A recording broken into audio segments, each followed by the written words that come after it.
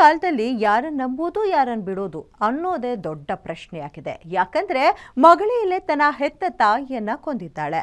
ಆದರೆ ಇದೀಗ ತನಿಖೆಗೆ ಇಳಿದಿರುವ ಪೊಲೀಸರಿಗೆ ಇನ್ನಷ್ಟು ಸ್ಫೋಟಕ ವಿಚಾರ ಹೊರಬಂದಿದೆ. ಅದೇನೆಂದ್ರೆ ಆಕೆಯ ಮಲೆ ತಂದೆಯನ್ನ ಕೊಲ್ಲೋದಕ್ಕೂ ಕೂಡ ಇವರ ಗ್ಯಾಂಗ್ ರೆಡಿಯಾಗಿತ್ತು ಅನ್ನೋದು ಇದೀಗ ಬೆಳಕಿಗೆ ಬಂದಿದೆ.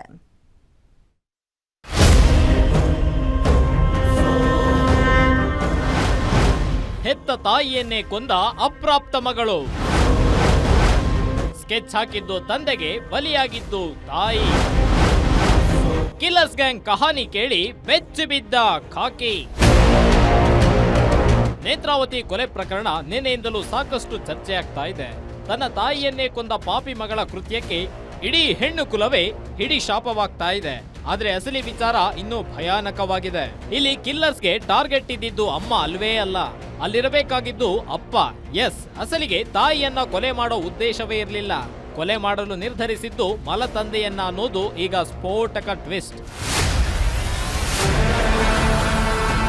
ಮೃತ ನೇತ್ರಾವತಿ ಮೊದಲ ಪತಿ ಕುಡಿತದ ಚಟಕ್ಕೆ ಬೇಸತ್ತು ಆತನಿಂದ ದೂರವಿದ್ಲು. ಇದೇ ಕಾರಣಕ್ಕೆ ಎರಡನೇ ಮದುವೆಯಾಗಿದ್ಲು. ಇದೇ ವ್ಯಕ್ತಿಗೆ ಅಪ್ರಾಪ್ತಿಯ ಪ್ರೇಮ ಪುರಾಣ ತಿಳಿತಿದ್ದಂತೆ ಪ್ರಿಯಕರನ ಜೊತೆ ರೂಮ್ನಲ್ಲಿದ್ದಾಗ ಮಲತಂದೆ ಮುಂದೆಯೇ ರೆಡ್ ಹ್ಯಾಂಡ್ ಆಗಿ ಸಿಕ್ಕಿ ಬಿದ್ದಿದ್ದಳಂತೆ. ಆಗ ಅಮ್ಮನಿಗೆ ಹೇಳ್ಬೇಡಿ ಅಂತ ಗೋಗರೆದಿದ್ಲಂತೆ. ಪಾಪ ಅಂತ ವಾರ್ನಿಂಗ್ ಮಾಡಿ ಬಿಟ್ಟಿದ್ದಂತೆ. ಆದ್ರೆ ಯೌವನದ ಆಟ ಅಪ್ರಾಪ್ತರಲ್ಲಿ ಮತ್ತೆ ಮತ್ತೆ ಮುಂದುವರೆದಿತ್ತು. ಈ ವಿಚಾರ ಮತ್ತೆ ತಿಳಿದ ಮಲತಂದೆ ಇಬ್ಬರಿಗೂ ಹೊಡೆದು ಬುದ್ಧಿ ಕಲಿಸಿದ್ದಂತೆ. ಇದೇ ದ್ವೇಷ ಆತನಿಗೆ ತಕ್ಕ ಪಾಠ ಕಲಿಸಬೇಕೆಂಬ ಹಠ ಅಪ್ರಾಪ್ತರಲ್ಲಿ ಬರುವಂತೆ ಮಾಡಿದೆ. ನೇತ್ರಾವತಿ ಕೊಲೆಯಾಗೋ ದಿನವೂ ಅಪ್ರಾಪ್ತರು ರೂಮ್ನಲ್ಲಿದ್ದಾರೆ. ಪ್ರಿಯಕರನ ಜೊತೆ ಮಗಳನ್ನ ಕಂಡ ನೇತ್ರಾವತಿ ಶಾಕ್ ಆಗಿ ಗಲಾಟೆ ಮಾಡಿದ್ದಾಳೆ. ಇದೇ ವೇಳೆ ಅಪ್ರಾಪ್ತರು ಇಬ್ಬರು ಆಕೆಯ ಮೇಲೆ ಹಲ್ಲೆ ಮಾಡಿದ್ದಾರೆ. ಆಕೆ ಕೆಳಗೆ ಬಿದ್ದಾಗ ಗಾಬರಿಯಿಂದ ಟವಲ್ನಿಂದ ಕುತ್ತಿಗೆ ಬಿಗಿದು ಕೊಂದೇ ಬಿಟ್ಟಿದ್ದಾರೆ.